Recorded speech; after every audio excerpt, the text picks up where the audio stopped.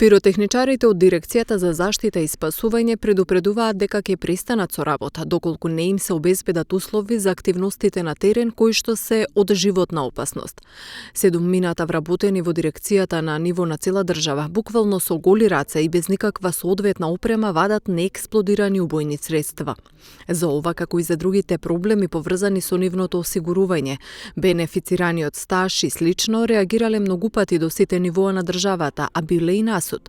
Но до сега нема ниту слух, ниту решение за оваа специфична категорија вработени во Дирекцијата за заштита и спасување.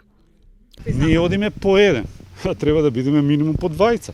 И санитетско возило, и медицински техничар, и возач. Ние одиме сами, без никаква заштитна опрема. Значи, немаме панцир, немаме шлем, немаме соодветно возило, немаме средства за уништување на средствата на лице место.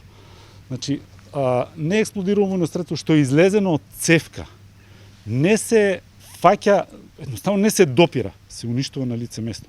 Ние 15 години тие средства ги транспортираме, ги ставаме во возило до нас, во обично возило, ги возиме и ги носиме во магазин, кај што може додека го оставаме или утре или други ден или пожар да се активират, бидејќи тие се не можам како да ви објаснам, тие се ненормален ризик.